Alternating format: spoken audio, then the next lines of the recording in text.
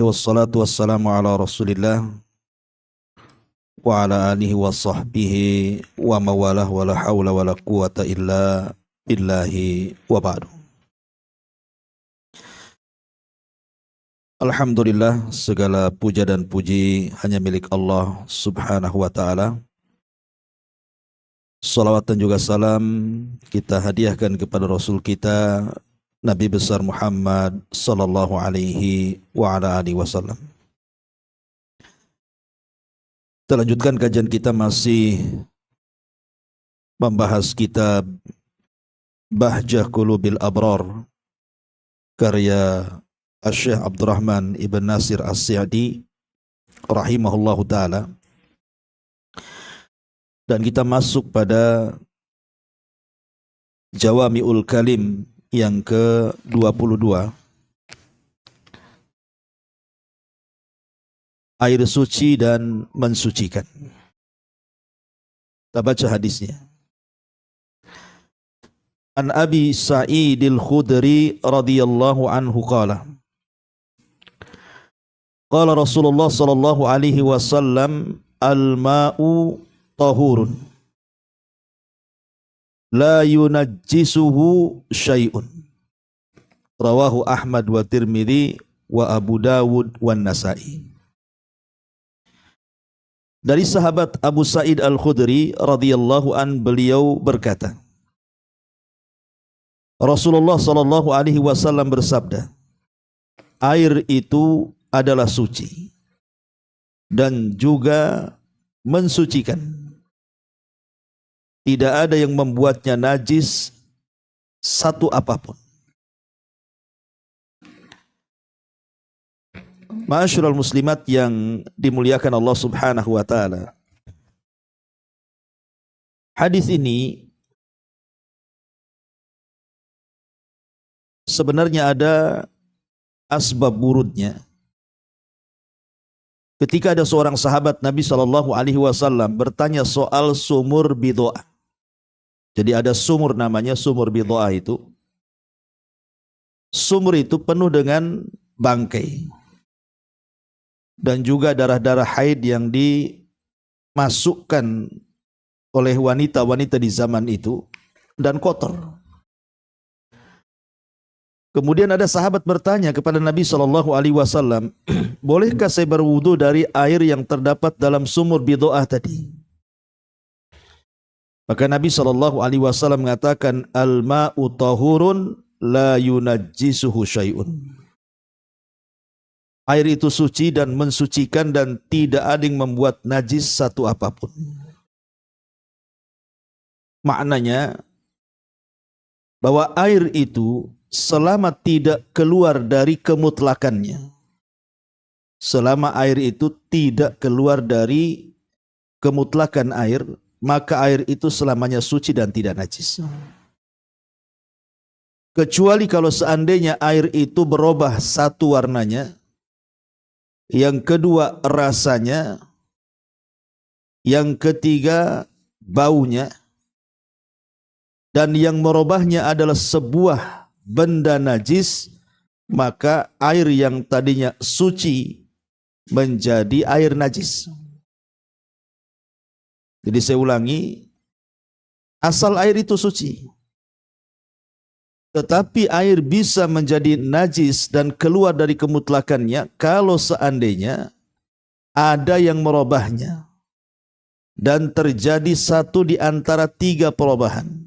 Satu berubah baunya, dua berubah warnanya, tiga berubah rasanya, dan yang merubahnya adalah benda najis. Maka air itu tidak suci lagi dan menjadi air yang najis. Ma'asyiral muslimat yang dimuliakan Allah subhanahu wa ta'ala, para ulama ketika membahas soal air dalam bab taharah, mereka mengatakan bahwa air itu terbagi menjadi tiga. Ada yang disebut dengan tahurun, ada yang disebut dengan tahirun, dan ada yang disebut dengan najisun. Adapun air yang disebut dengan tohur, artinya air ini suci dan mensucikan. Suci dan mensucikan. Bukan hanya sekedar suci saja, tapi bisa mensucikan yang lainnya. Yang kedua, ada yang disebut dengan tahirun. Suci tapi tidak mensucikan. Memang air itu suci, bisa diminum, tetapi air itu tidak mensucikan. Tidak bisa menghilangkan hadas ataupun najis. Kemudian yang ketiga ada yang disebut dengan air najis, ma'ruf. Kalau najis itu sudah tidak suci, dia juga tidak mensucikan. Inilah pembagian air yang disebutkan oleh para ulama. Intinya bahwa hadis ini menjelaskan kepada kita tentang hukum asal air. Jadi kalau seandainya ibu kemudian tersesat di sawah, tersesat di kebun, tersesat di hutan, kemudian datang waktu sholat, kemudian adalah genangan air di situ, tapi masalahnya airnya keruh, maka jangan langsung dihukumi air itu air najis. Ingat ya, jangan langsung dihukumi air itu najis, tapi hukum asal air itu suci. Kecuali kalau yang mengeruhkan air itu adalah benda najis. Umpamanya ibu pegang airnya, rupanya ada bau najis. Kemudian juga warnanya warna najis. Atau boleh jadi mungkin rasanya juga rasa najis. Barulah kemudian kita hukumi bahwa air ini adalah air yang tidak suci dan mensucikan. Tapi kalau seandainya keruhnya hanya sekedar mungkin tanah saja karena memang hujan, kemudian ke bawah ke dalam air, akhirnya air itu jadi keruh. Karena tanah itu kan tidak najis. Ketika dia merubah air yang tadinya suci, tidak akan merubah kesuciannya. Maka kita boleh wudu di air yang keruh tadi karena yang merubahnya bukan benda najis tapi benda suci. Tetapi tidak semua benda suci yang mempengaruhi air itu, entah warnanya, rasanya atau baunya, itu dianggap boleh mensucikan.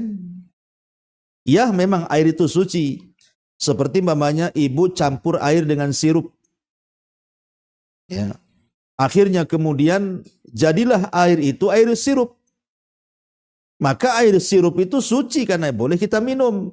Tapi apakah bisa kita gunakan untuk wudu? Kita bisa gunakan untuk mandi jinabah? Ya tidak bisa. Kalau sirupnya lebih mendominasi dibandingkan airnya. Karena istilahnya bukan air lagi. Orang menyebutnya air sirup jadinya. Lah ini yang harus dipahami soal kaidah air.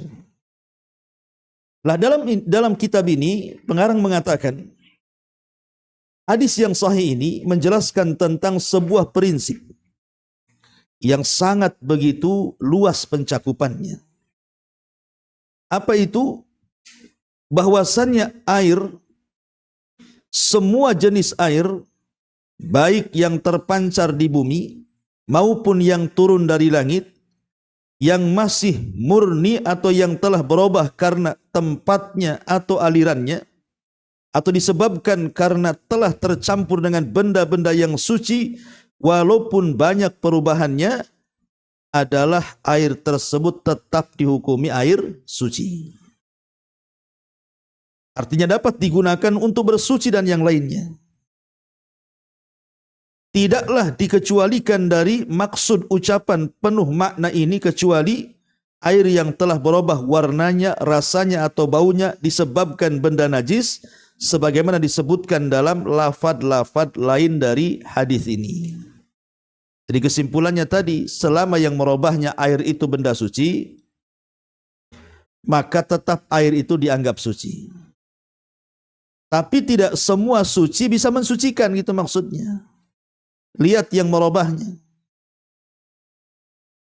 Kemudian kata pengarang, Para ulama telah sepakat atas najisnya air yang berubah karena najis.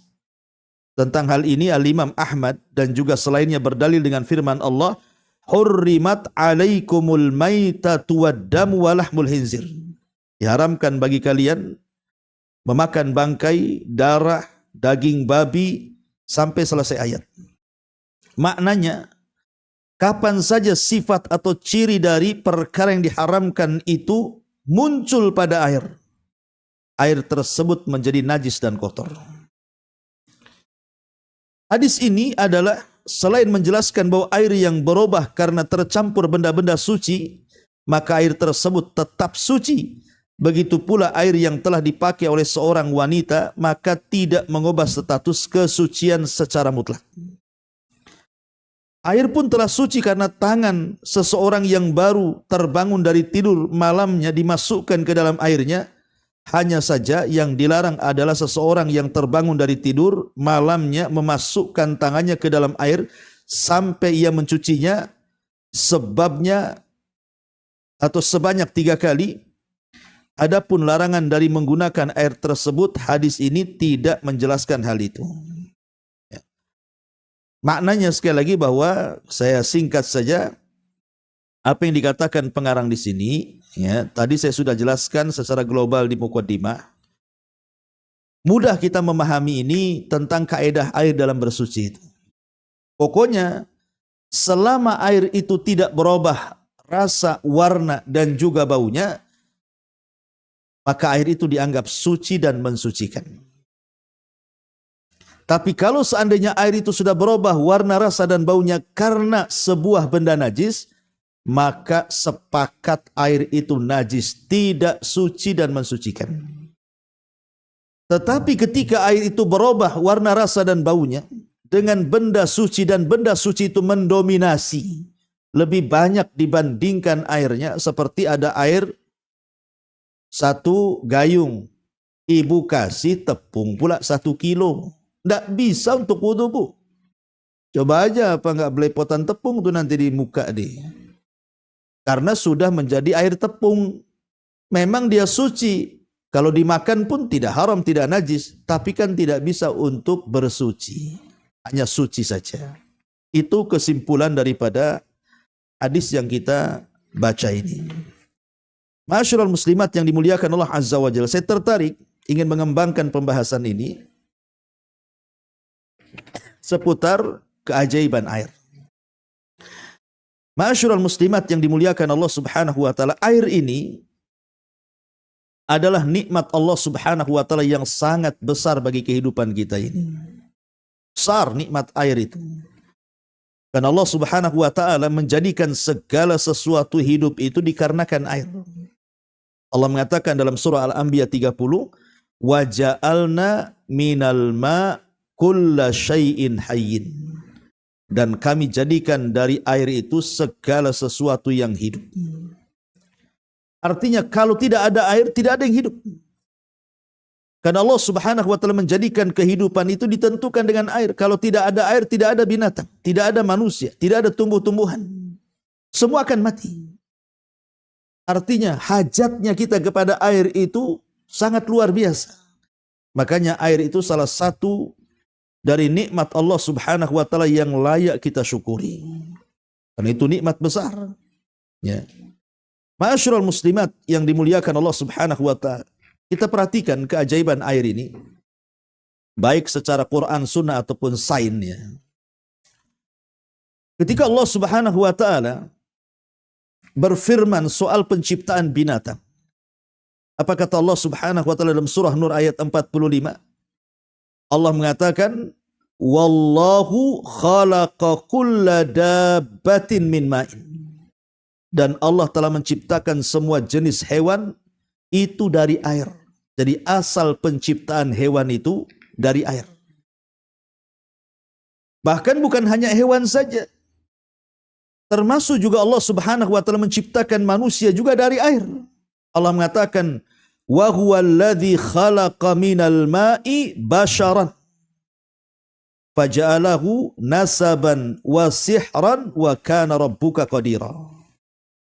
Dan dia pula yang menciptakan manusia itu dari air, lalu dia jadikan manusia itu punya keturunan dan musahara, dan adalah Tuhanmu Maha Kuasa. Jadi manusia juga tercipta dari percampuran tanah dan air. Makanya kemudian tubuh manusia juga, karena salah satu benda yang diciptakan ataupun salah satu alat-alat yang Allah menciptakan manusia itu adalah air, makanya sampai kapanpun manusia itu berhajat kepada air, Bu. Dan kita tahu bahwa ini fakta ya, menunjukkan bahwa sekitar 80% tubuh manusia itu kan terdiri daripada air.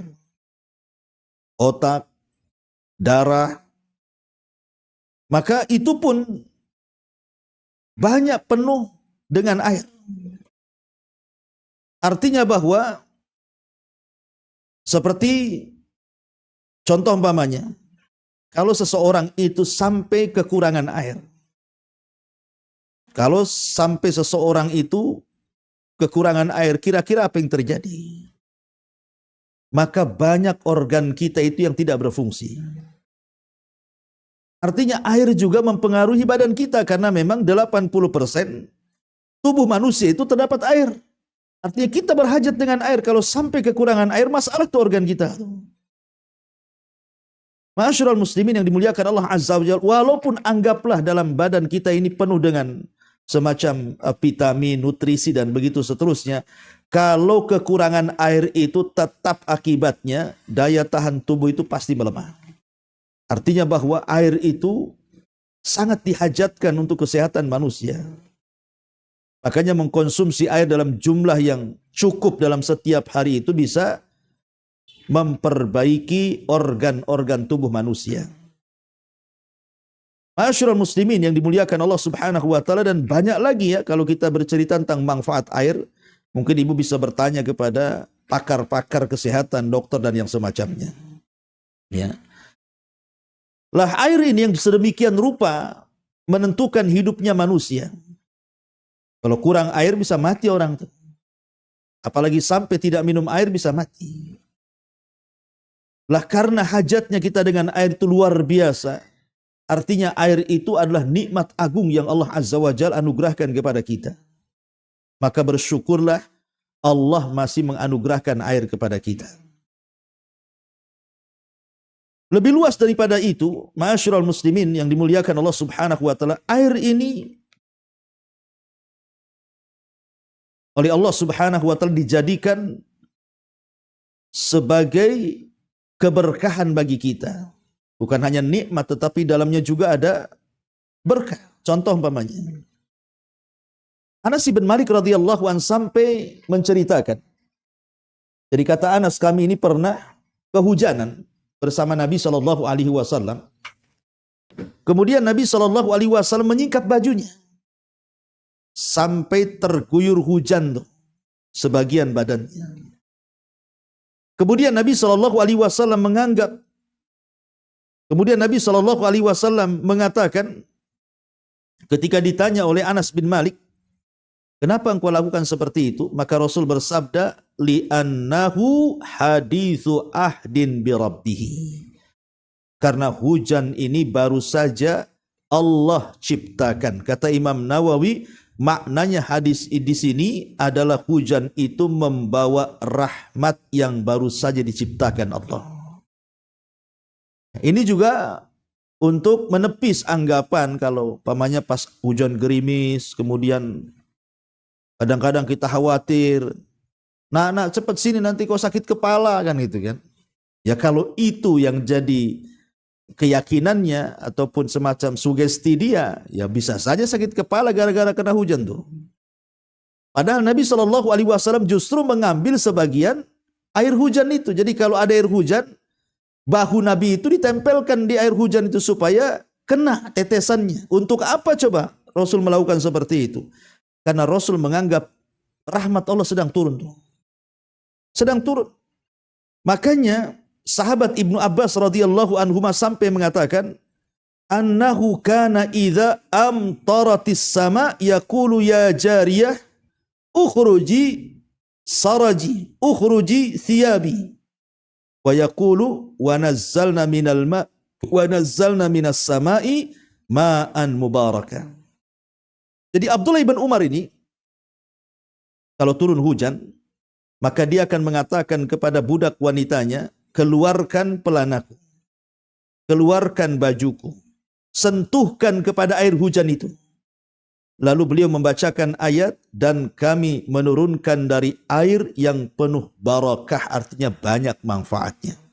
Sampai seperti itu, ya, dengan air hujan itu. Para ulama dahulu, para salafun saleh, ya. Ma'asyiral muslimin yang dimuliakan Allah Azza wa Jalla. Lah dari manfaat-manfaat ini saja kita tahu bahwa air ini adalah tanda kekuasaan Allah. Ingat, air ini tanda kuasa Allah. Karena tidak ada yang mampu menciptakan air. Bahkan air itu satu di antara 4 ciptaan yang pertama Allah ciptakan. Yang pertama Allah menciptakan arasy, yang kedua air, yang ketiga qalam, yang keempat lauhil mahfud. Itulah 4 penciptaan pertama yang Allah ciptakan di alam semesta ini. Lah salah satunya air.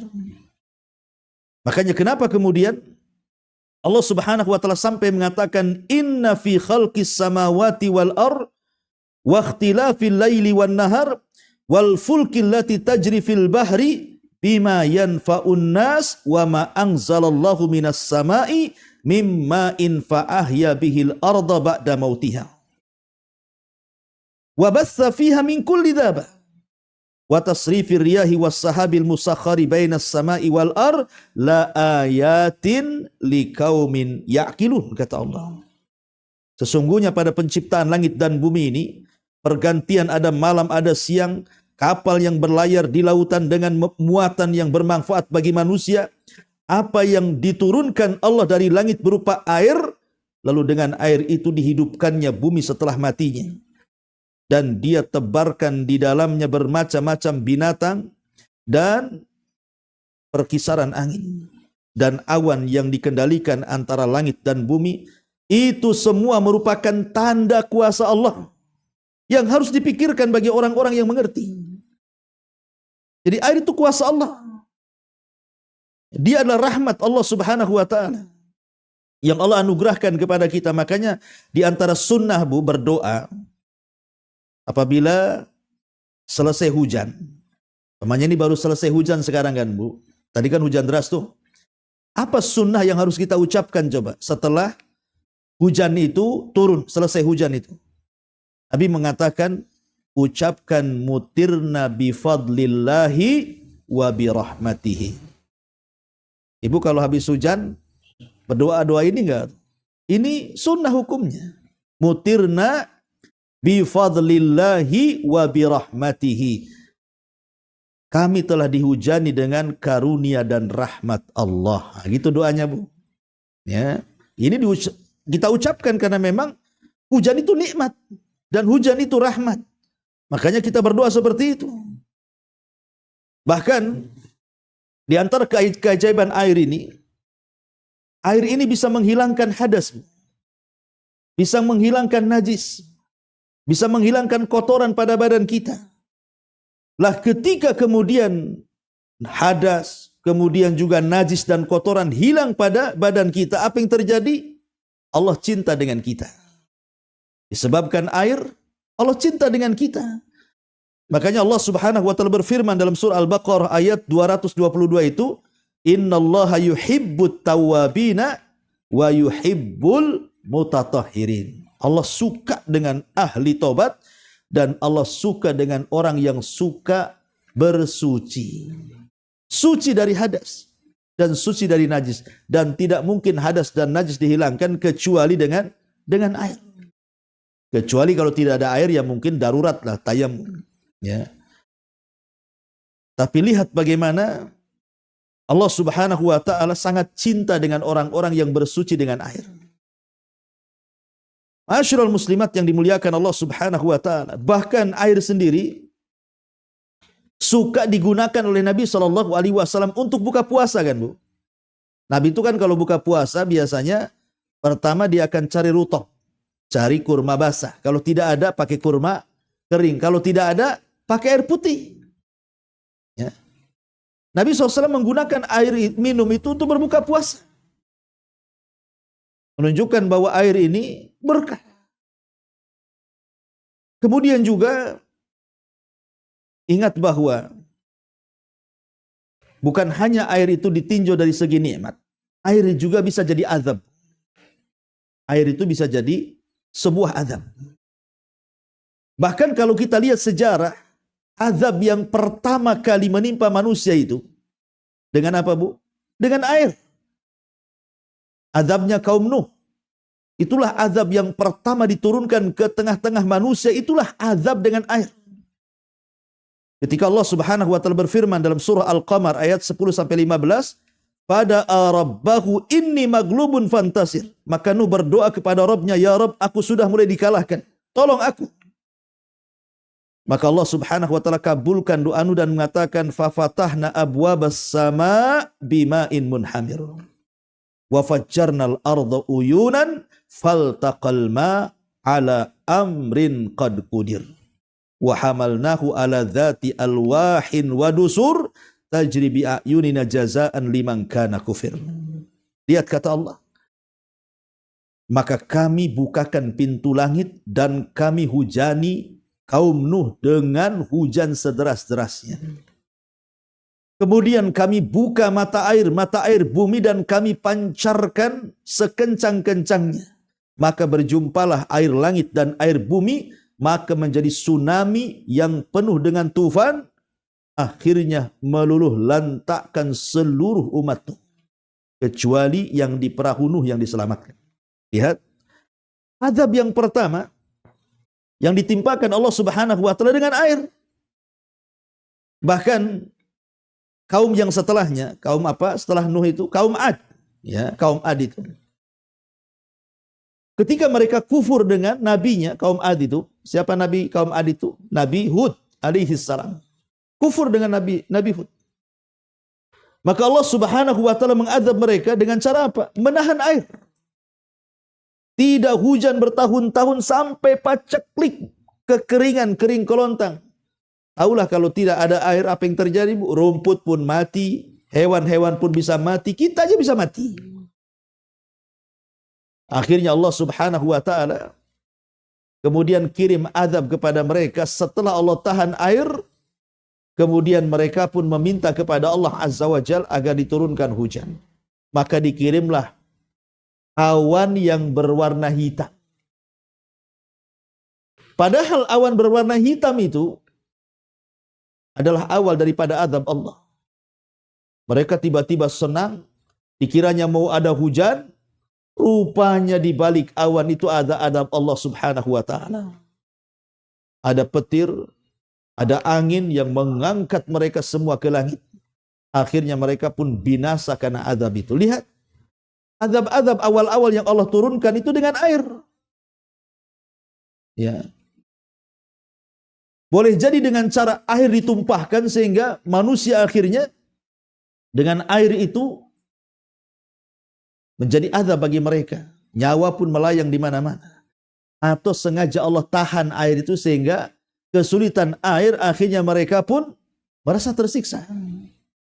Dan lihat hari ini kan, banyak orang-orang yang kemudian mereka meninggal dunia gara-gara terseret banjir, terseret tsunami, terseret longsor karena hujan deras, dan begitu seterusnya. Itu lihat dahsyatnya air, karena memang air itu adalah satu di antara tentara dari tentara Allah Subhanahu wa taala. Ingat, air itu tentara di tentara Allah. Allah bisa saja menurunkan air sebagai nikmat dan bisa saja kemudian menurunkan air itu menjadi sebuah azab. Makanya Nabi SAW itu kalau melihat mendung, Bu, Nabi itu ketakutan. Jadi Nabi SAW itu kalau sampai dia melihat mendung, maka datang kekhawatiran jangan-jangan akan turun azab. Maka Aisyah radhiyallahu anha sampai berkata, kana Nabi sallallahu alaihi wasallam idza ra'a syai'an fi ufukin min afaqis sama taraka amalahu. Nabi itu kalau melihat ada awan yang menggumpal berwarna hitam yang ada di langit, maka Rasul pun datang takutnya dan meninggalkan amalannya. Kalau dia lagi bekerja, ditinggalkan pekerjaannya. Kata Nabi, kata Aisyah ummul mukminin radhiyallahu anha, wa in kana fi salatin thumma aqbala alaihi fa in kashafahu Allahu hamidallah wa in matarat qala Allahumma sayyiban nafi'a. Jadi meskipun Nabi SAW sedang sholat, ya, maka Nabi SAW terkadang selepas sholat langsung pergi. Jadi dia membatalkan sholatnya kalau memang sholatnya itu sholat sunnah, gitu ya. Kalau sholat wajib tidak boleh.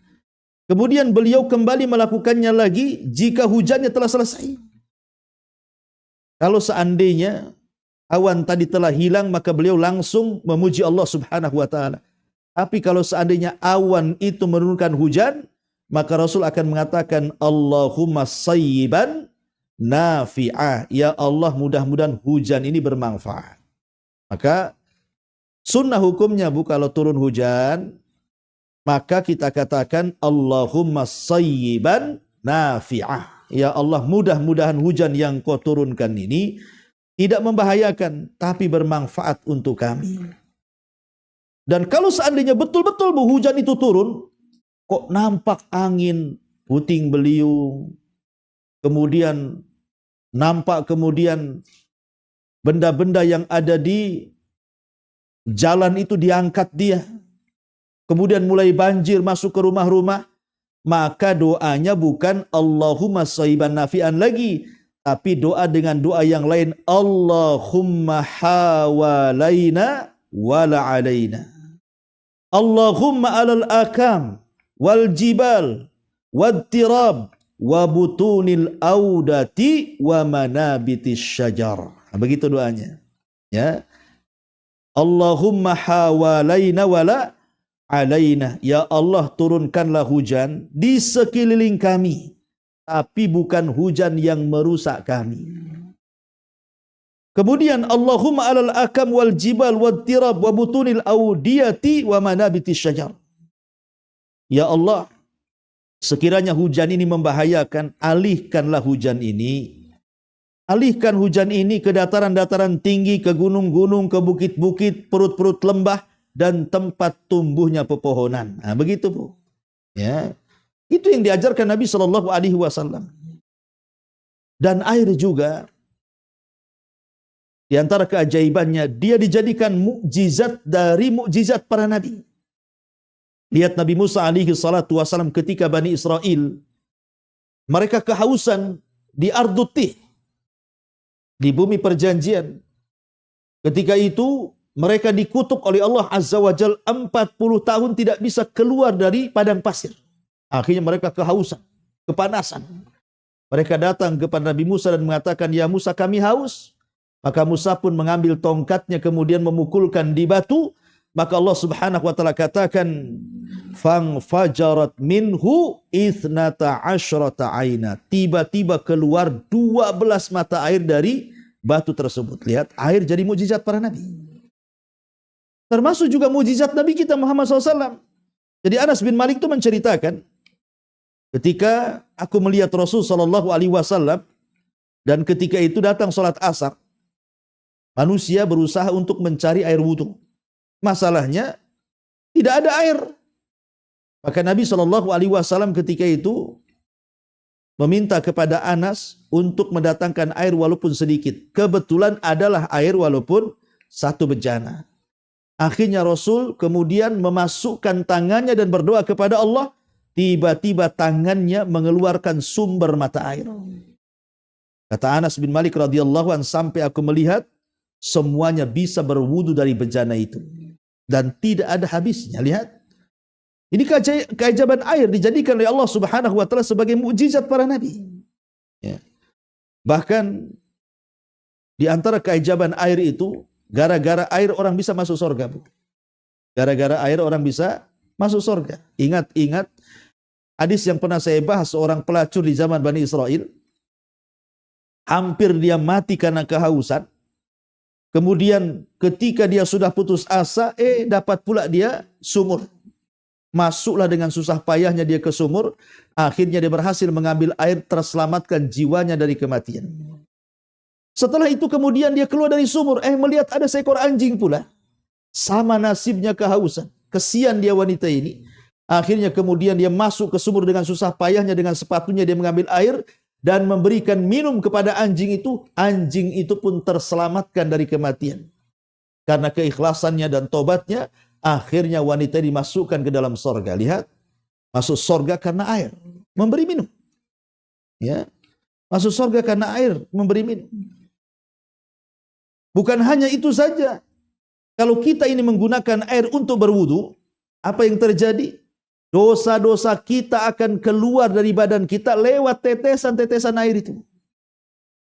Dan Nabi SAW, man tawadda'a fa ahsanal wudu kharajat khotoyahu min jasadihi atta takhruja min tahti adfarihi, rawahu Muslim. Barang siapa yang menyempurnakan wudunya, barang siapa yang berwudu dan dia pun memperbaiki wudunya, maka seluruh kesalahannya akan keluar dari jasadnya sampai kesalahan-kesalahan yang ada di kuku-kukunya. Sampai kesalahan-kesalahan yang ada di badannya keluar dari kuku-kukunya. Lihat bagaimana ibadah wudu yang menggunakan air ini bisa penyebab diampunkan dosa-dosa kita. Bahkan ma'asyiral muslimin yang dimuliakan Allah Subhanahu wa taala, seafdal-afdalnya sedekah. Sedekah apa? Sedekah air. Jadi seafdal-afdalnya itu sedekah air. Makanya Nabi SAW mengatakan dalam sebuah hadis, kata Nabi SAW, dari Sa'ad ibn Ubadah ketika bertanya Rasul, sesungguhnya ibuku meninggal. Apakah kalau aku bersedekah untuk ibuku akan sampai? Maka Nabi mengatakan, na'am.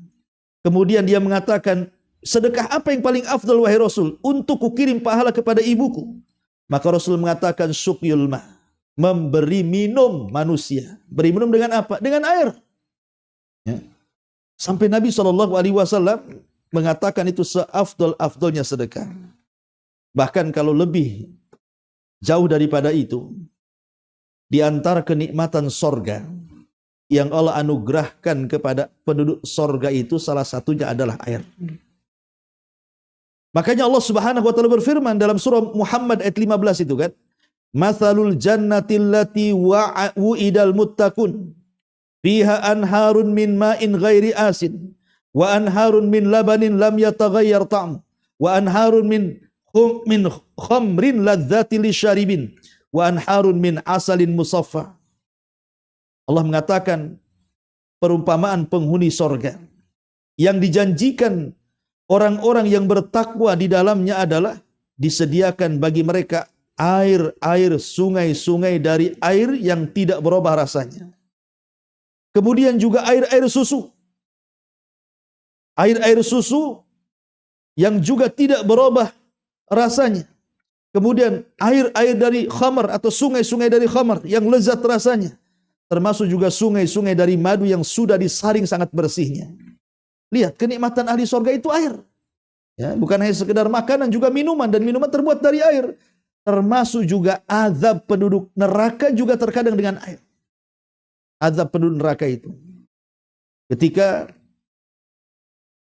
penduduk neraka ini melihat nikmat penduduk sorga, maka penduduk neraka ini, Bu, mereka akan memanggil-manggil penduduk sorga dari celah-celah jendela neraka ke celah-celah jendela sorga dan mengatakan, an afidhu alaina minal ma au mimma razaqakumullah. Berikanlah setetes air kalian itu supaya kami bisa merasakannya. Ataupun makanan yang Allah anugerahkan kepada kalian supaya kami bisa mencicipinya. Tapi penduduk sorga mengatakan, innallaha harramahum 'alal kafirin. Oh, tidak bisa, Allah haramkan semuanya bagi orang kafir. Ketika kemudian mereka diharamkan untuk meminum air dari sorga, akhirnya mereka diberikan minum dari air neraka. Dan air-air neraka ini macam-macam bentuknya. Ada namanya air dhari'. Jadi ada namanya air ghislin. Air gislin itu dari darah dan nanah penduduk neraka. Itulah yang dimasukkan, diminumkan ke mulut para penduduk neraka. Ya, terkadang juga disebutkan hamim, minuman yang sangat panas sehingga melulantakkan usus manusia. Terkadang disebut ghassak, nanah yang mengalir daripada kulit-kulit penduduk neraka. Na'udzubillah. Atau terkadang disebut syadid, air nanah daripada kesakitan penghuni neraka. Jadi azab di neraka saja pakai air juga. Tapi air-air yang mendidih dan tidak pernah memuaskan peminumnya. Bahkan akan mencelakakan peminumnya. Ma'asyiral muslimin, muslimat yang dimuliakan Allah Subhanahu wa taala. Oleh karena itulah maka jangan mencela air. Karena air itu ciptaan Allah. Siapapun yang mencela air berarti mencela yang menciptakannya. Karena itu kuasa Allah. Kalau Allah mau, bisa saja Allah tahan air itu. Betapa banyak kemudian orang-orang yang kesulitan ketika tidak ada air kan. Ceklik yang berkepanjangan. Dan begitu seterusnya. Ini kalau Allah mau, baru beberapa bulan Allah tahan saja orang sudah teriak-teriak. Cemana sampai bertahun-tahun tidak ada air. Tapi yang jelas bahwa di balik air juga doa-doa kita akan diijabah. Ingat ketika Nabi SAW mengatakan di antara 3 doa yang diijabah oleh Allah, salah satunya apa? Ketika turun hujan. Dan hujan itu air. Ketika hujan itulah kita disunahkan untuk berdoa, dan itu waktu mustajab sekali. Ya. Ma'asyiral muslimin yang dimuliakan Allah Azza wa Jalla, bahkan dengan air itu bisa mengusir setan dari badan kita. Bisa mengusir jin daripada kita. Sebagaimana Nabi SAW, beliau pernah meruqyah seorang sahabat namanya Thabit ibn Qais ibn Syammah, seorang juru bicara Nabi. Akhirnya Rasul pun kemudian menggunakan media air, kemudian diusapkan di badan Thabit ini. Dan akhirnya sembuh. Dan Al-Imam Ibnu Utsaimin rahimahullahu ta'ala, beliau membolehkan seseorang itu meruqyah dengan media air. Karena itu sudah banyak dilakukan para ulama. Dan ruqyah itu salah satunya bisa mengusir setan dari badan kita. Tentu air yang dibacakan Al-Quran atau diletakkan ayat-ayat Al-Quran dalamnya. Ma'asyiral muslimin yang dimuliakan Allah Azza wa Jalla. Bahkan kalau seandainya jauh daripada itu, kehidupan di padang mahsyar kelak. Dibangkitkan manusia itu juga disebabkan air yang Allah turunkan kepada bumi. Hujan. Jadi sebelum terjadi kebangkitan itu kan turun hujan tuh. Nanti air itu akan mengenai setiap tulang-tulang ekor manusia. Dari situlah kemudian mereka tumbuh dan menjadi jasad kembali. Akhirnya mereka dibangkitkan kembali. Oleh karena itulah maka begitulah dahsyatnya keajaiban air. Makanya sedemikian besarnya nikmat air ini, maka salah satu yang akan ditanya oleh Allah kelak pada hari kiamat adalah air. Sebutkan dalam hadis, inna awwal ma yus'alu anhu yaumal qiyamah ya'ni al-'abda minan na'imi an yuqal alam nusahhilaka jismak wa nurawwika minal ma'il barid. Jadi yang pertama kali akan ditanya oleh Allah Azza wa Jalla soal nikmat yang Allah anugerahkan kepada kita, pertama soal jasad kita. Bukankah aku sudah menyehatkan badan? Kenapa kau gunakan badanmu untuk maksiat? Dan yang kedua, bukankah aku sudah memuaskan kamu dengan air-air dingin? Nah kalau kita haus minum air dingin itu kan senang, puas gitu ya. Ini semua akan ditanya di hadapan Allah Subhanahu wa ta'ala. Inilah di antara keajaiban air yang disebutkan oleh para ulama. Taib. Sampai di sini kalau ada yang bertanya silakan.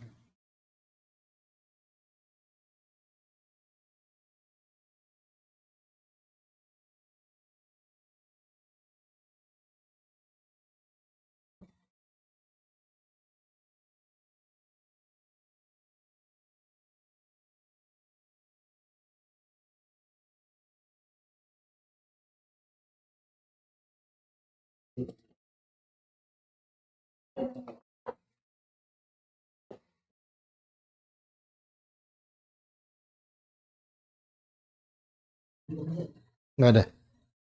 Alhamdulillah. Subhanakallahumma bihamdika asyhadu an la ilaha illa anta astaghfiruka wa atubu ilaik. Allahu ta'ala alam.